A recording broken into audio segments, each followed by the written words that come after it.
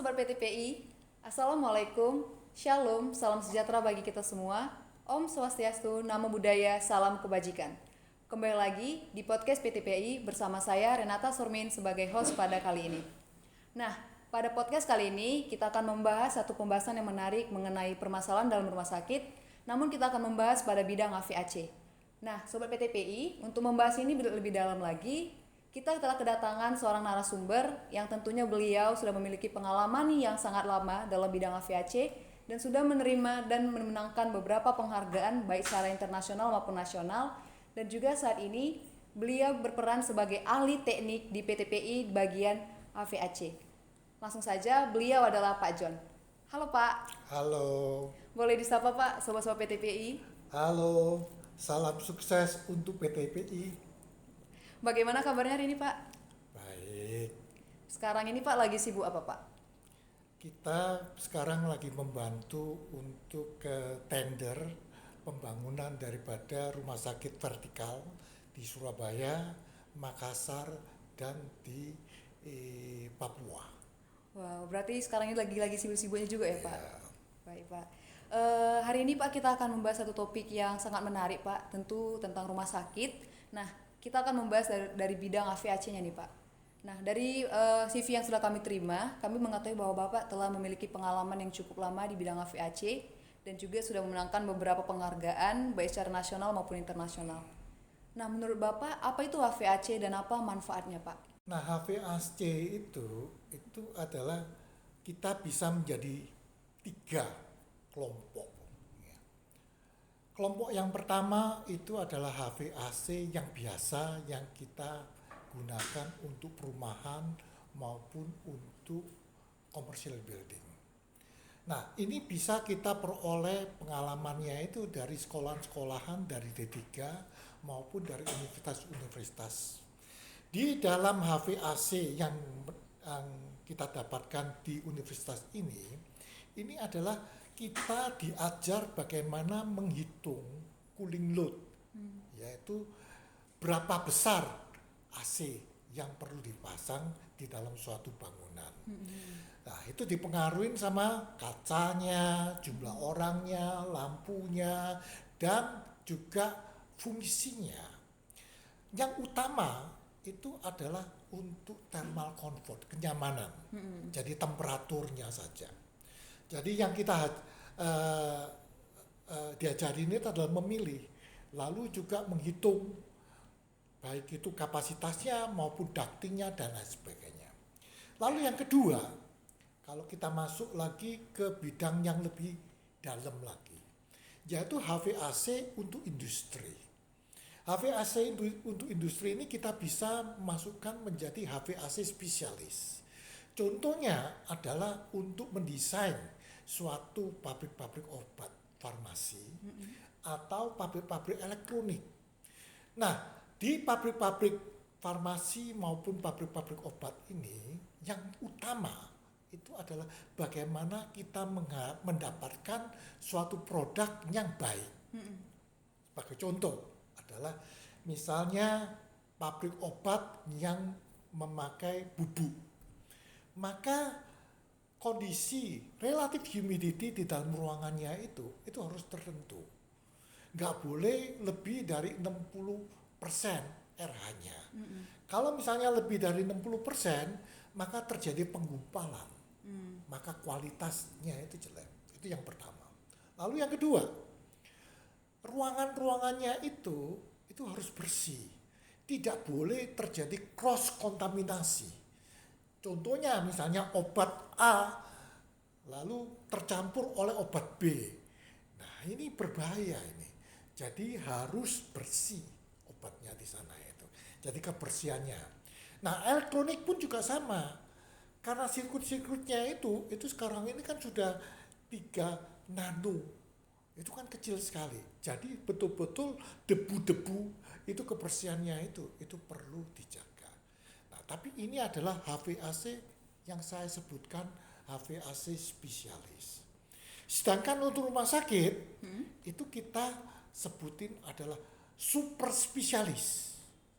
Adalah kenapa kok super spesialis?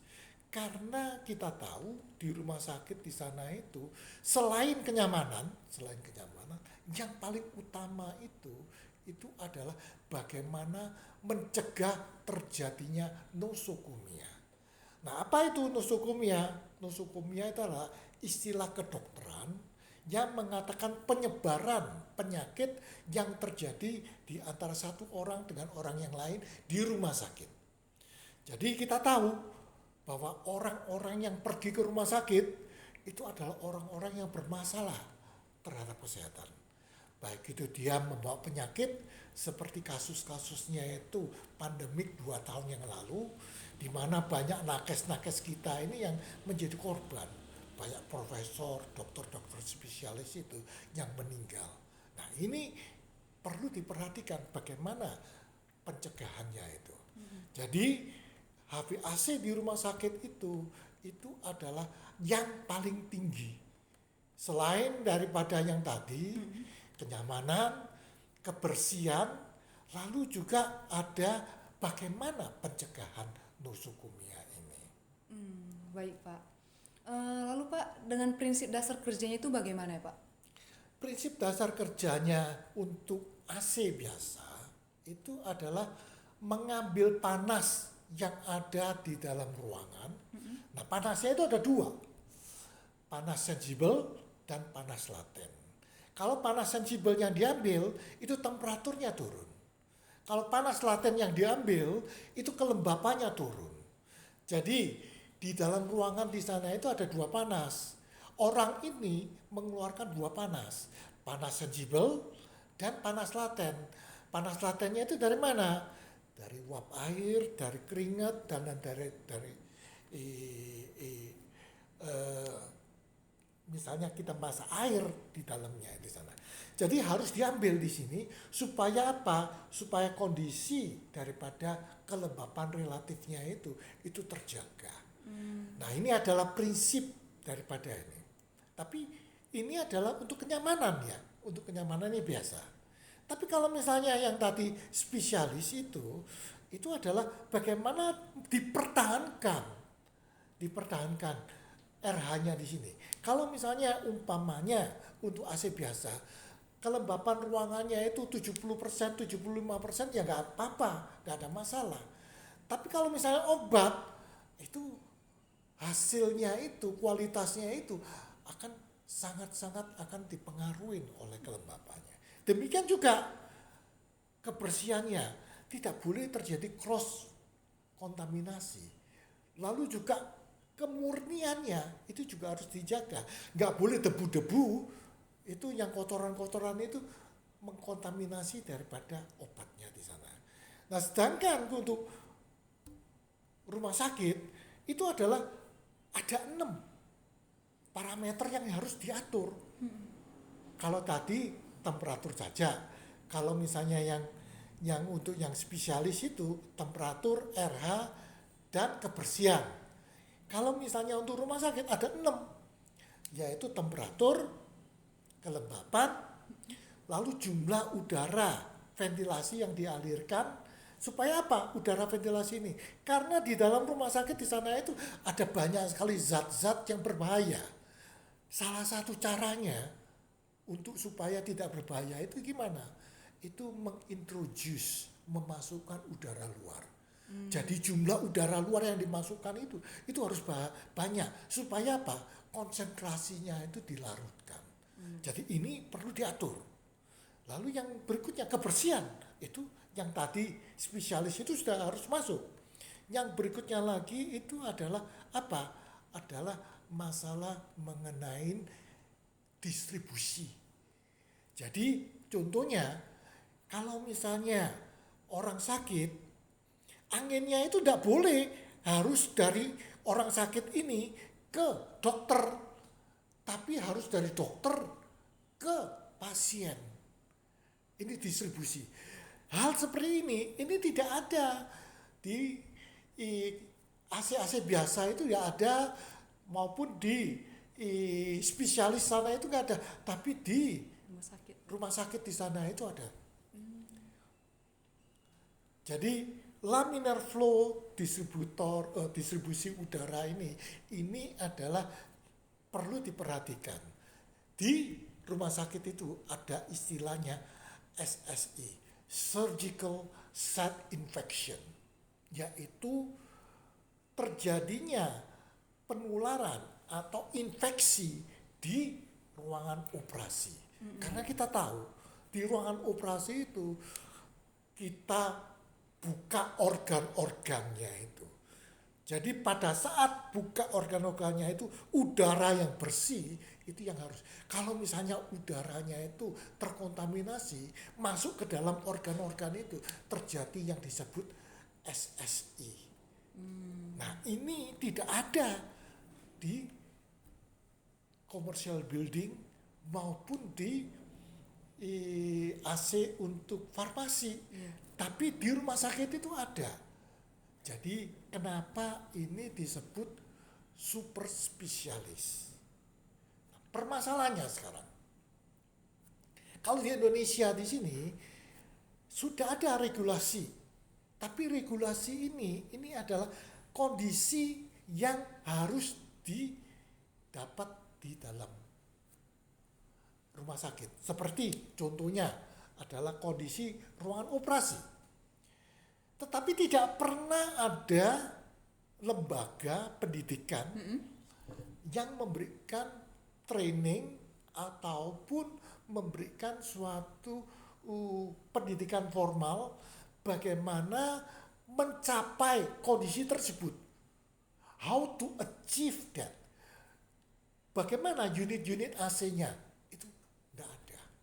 Sehingga banyak orang yang belum tahu, bukan tidak tahu ya, belum tahu karena belum ada. Belum tahu bahwa bagaimana kondisi yang dipersyaratkan oleh Kemenkes. Kemenkes sudah mengeluarkan ya, Permenkes nomor 40 tahun 2022 sudah keluar. Bagaimana kondisi di dalam ruangan operasi itu. Tetapi bagaimana mencapai kondisi tersebut itu belum banyak orang yang tahu. Karena perlu yang super spesialis itu. Nah ini sama dengan seorang dokter.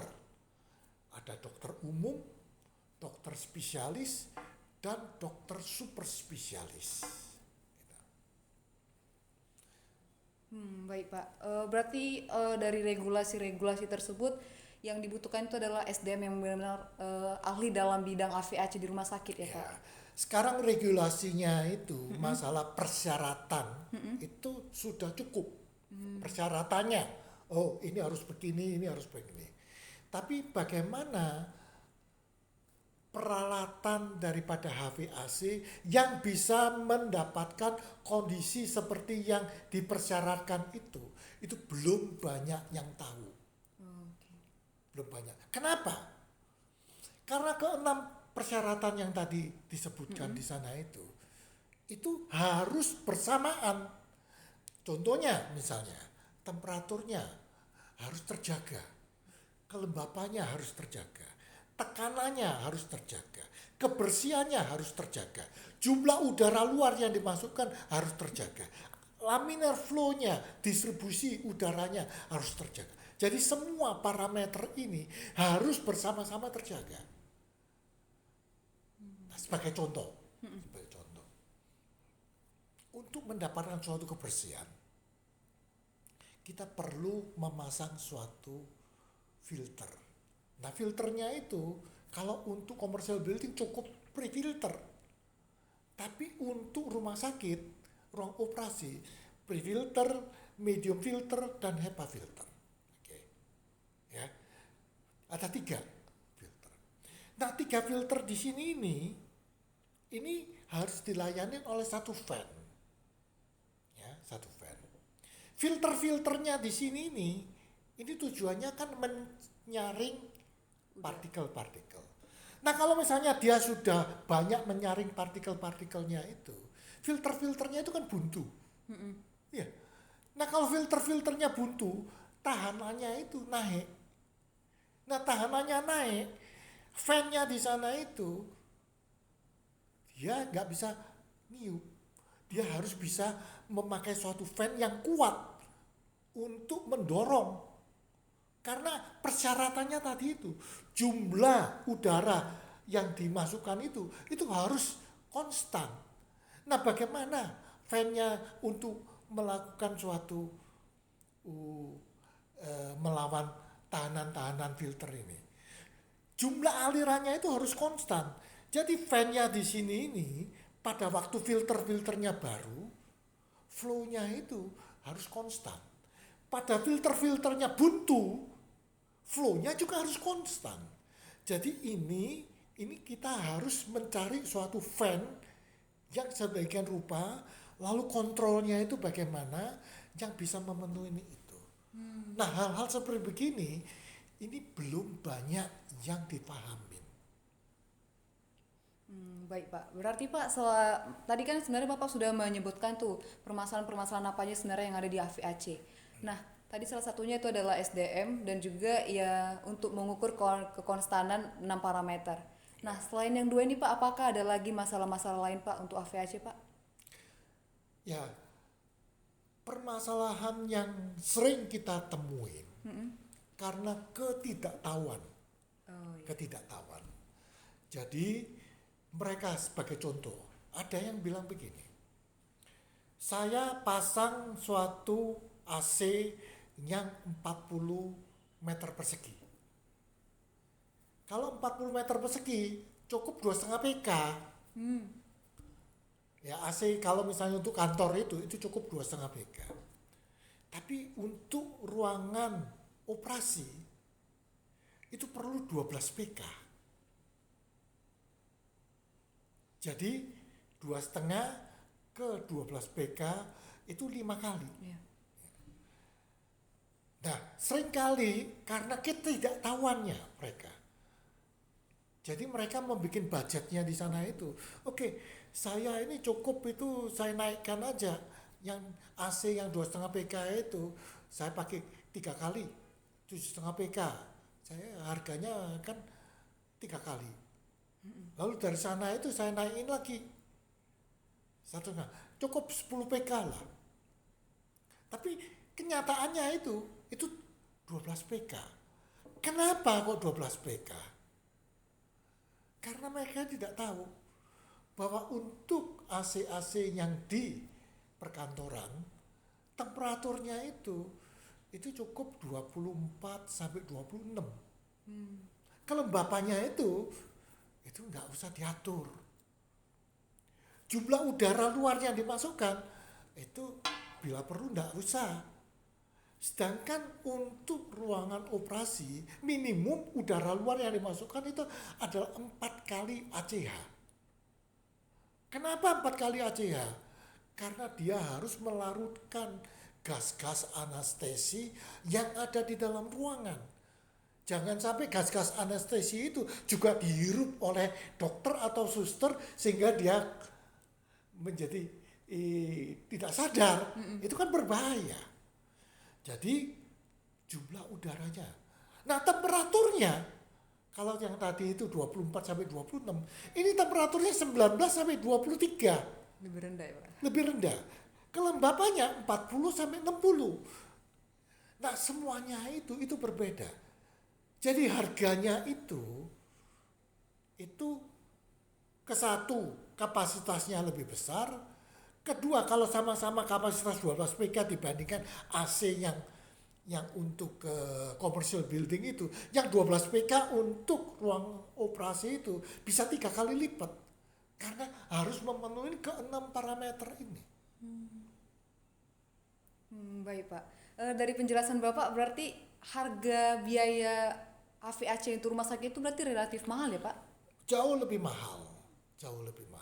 Nah, ini yang belum banyak orang yang pahamin.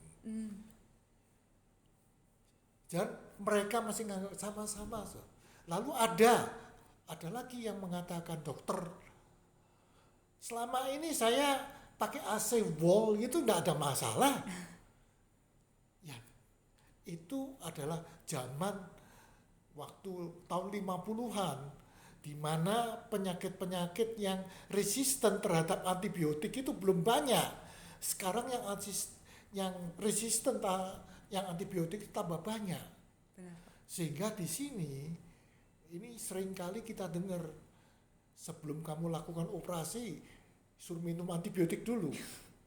Kalau di luar negeri itu enggak terjadi karena ruangannya itu mereka sudah yakin udah steril.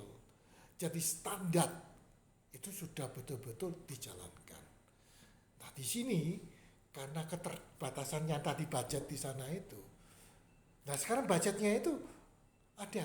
Jadi mereka mau nggak mau dijalankan dengan budget itu. Nah, kalau misalnya dijalankan dengan budget itu, bagaimana kita bisa mendapatkan kondisi HVAC yang memenuhi standar? Benar, Pak. Baik, Pak. Dari permasalahan-permasalahan yang sudah Bapak paparkan, jadi Pak, nih secara Bapak pribadi ya, seorang yang perlu pengalaman dalam HVAC, apa-apa saja langkah-langkah atau upaya-upaya yang sudah Bapak lakukan untuk mengatasi masalah tersebut, Pak? Nah, ini ya kebetulan saya di sini ini sudah pengalaman 38 tahun Di bidang HVAC, Pak? di bidang HVAC. Setelah saya balik ngambil S2 by research, kebetulan saya ini by research, jadi saya bersyukur bahwa saya ngambil by research sehingga saya bisa melakukan suatu riset sampai akhirnya saya bisa mendapatkan 3 buah paten HVAC yang khusus untuk rumah sakit. Nah, saya selama 15 tahun sebelumnya di sana itu ya banyak kembali lagi menanganin HVAC untuk komersial. Ya. Nah, setelah saya diminta, saya bersyukur bahwa tahun 2001 saya diminta sama pemerintah Indonesia melalui ESDM, menjadi juri untuk perlombaan ASEAN Energy Award mewakili Indonesia. Jadi tiap negara itu akan mengirimkan juri. Dan Bapak salah satunya? Saya juri mewakili Indonesia dari tahun 2001 sampai 2013. Wow. Jadi selama 12 tahun. Ya. Nah, di sana saya banyak belajar karena di sana adalah perlombaan gedung-gedung hemat energi. Ya, bagaimana mendesain suatu bangunan yang hemat energi. Nah, setelah saya pelajarin pengalaman itu, lalu bersamaan saya melakukan suatu research. Jadi riset saya ini kita negara tropis, lembab. Kelembapan kita ini tinggi. Nah, bagaimana kita mengatur kelembapan? Dengan kita bisa menurunkan kelembapan, kita bisa menaikkan temperatur ruangan. Dengan kita menaikkan 1 derajat temperatur ruangan, kita bisa menghemat 7,5%. Tiap 1 derajat. Misalnya sekarang kalau room temperaturnya itu 23 derajat, kita set. Sekarang kita naikkan menjadi 25, kan 2 derajat. Jadi kita bisa saving 15%. Nah, dengan kita mengatur RH menjadi 50 derajat, kita bisa set room temperaturnya itu 27 derajat. Kita tetap nyaman. Coba dibayangin dari 23 ke 27 4 derajat. Sehingga kita bisa menghemat adalah 4 kali 7,5, jadi 30%. Energinya itu yang kita bisa. Nah, dari sana kita menemukan suatu paten yang kita sebut passive heat pipe. Ya. Nah, dengan passive heat pipe di sini 1 tahun kemudian saya menemukan yang disebut active heat pipe. Nah, teknologi active heat pipe inilah yang sekarang ini kita pasang untuk rumah sakit.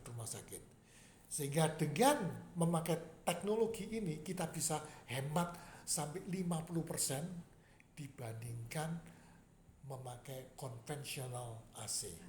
Misalnya AC dari luar, itu mereka ngatur RH, temperatur RH itu adalah menambahkan dengan electric heater. kita tanpa electric heater. Sehingga kita bisa menghemat sampai 50%. Nah, ini yang saya melihat bahwa kita, anak-anak muda kita, itu harus mau mempelajari kondisi. Jangan kita hanya menerima teknologi dari luar, tapi kita melihat kondisi iklim kita, lalu kita memikirkan bagaimana kita mau memperbaikinya. Satu, pepatah, tidak ada satupun bangsa di dunia ini yang mau memikirkan masalah bangsa lain kecuali bangsanya sendiri. Gitu. Baik Pak.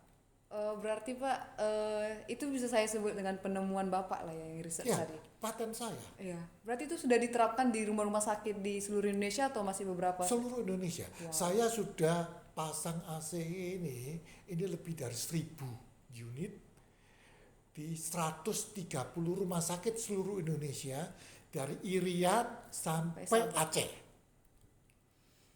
Baik Pak. Bagi selanjutnya Pak, dari sisi pemerintah nih Pak, kira-kira Pak, menurut Bapak apa saja saran yang bisa, apa saja upaya yang bisa dilakukan oleh pemerintah, terutama pada hal ini mungkin Kemenkes ya Pak, untuk dapat mengatasi masalah-masalah di AVAC itu sendiri Pak? Saya pikir ya, kita punya produk dalam negeri. Nah, produk dalam negeri ini harus didukung. Iya benar. Ya. Didukung itu gimana? Supaya lebih kompetitif. Kalau misalnya kita bisa volumenya itu diperbanyak, ya, otomatis harganya itu akan turun. Lalu juga akan improve perbaikan-perbaikan. Kita perlu research. Nah, ini juga dari Kemenkes, demikian dari PTBI harus mendorong penggunaan produk-produk dalam negeri. Ya kembali lagi, kalau bukan dari kita, siapa lagi yang mau menggunakan? Kita lihat Korea bisa maju karena mereka memakai produk dalam negeri. Saya tahun 90-an, awal-awalnya itu pabrik mobil Korea. Jadi di sana itu saya tidak pernah melihat itu mobil Jepang. Semuanya itu mobil Korea. Nah sekarang coba kita lihat mobil Korea itu sudah ke dunia. Karena didukung. Oleh pemerintahnya. Satu itu didukung. Kedua, kita harus mendorong orang-orang Indonesia di sini untuk melakukan suatu research. Banyak sekali orang-orang kita ini yang pasif, menerima, nganggapnya itu teknologi dari luar itu adalah nomor satu. Kita harus memikir, mereka makan nasi, kita makan nasi. Mereka bisa, kenapa kok kita tidak bisa? Jadi kita harus didorong. Nah itu SDM-nya. Masalah utamanya adalah SDM.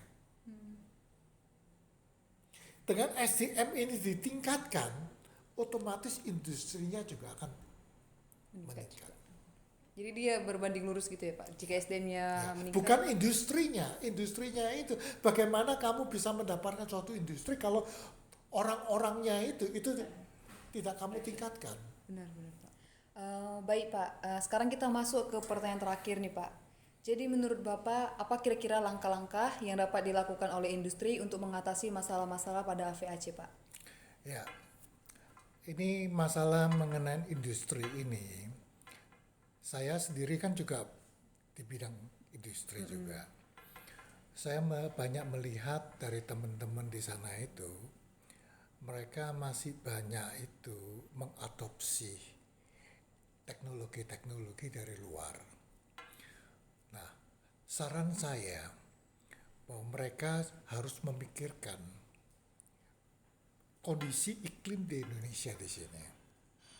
Lalu dibuatlah suatu sistem HVAC yang khusus cocok untuk Indonesia. Karena kita tahu Indonesia itu adalah negara tropis. Iya. Negara tropis kita di sini ini panas dan lembab. Ya. Kalau misalnya kita pakai HVAC dari luar, itu mereka desain adalah untuk negara subtropis.